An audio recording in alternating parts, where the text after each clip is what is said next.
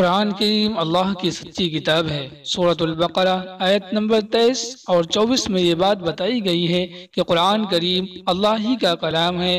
اہل عرب قرآن کریم کو اللہ کی سچی کتاب ماننے کے بجائے محمد صلی اللہ علیہ وسلم کا بنایا ہوا کلام کہتے تھے۔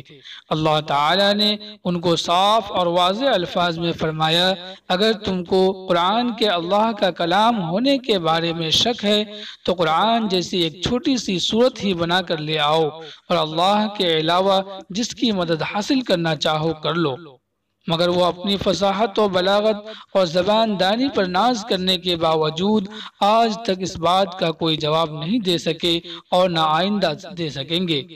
یہ اس بات کی علامت ہے کہ قرآن کریم اللہ کا کلام ہے، اور جب یہ بات ثابت ہو گئی کہ قرآن کریم اللہ تعالیٰ کا کلام ہے جو ہر چیز پر قادر ہے، تو پھر ایمان نہ لانا اپنے ہاتھوں جہنم میں اپنا ٹھکانہ بنانا ہے، لہٰذا اس سے بچنا چاہیے۔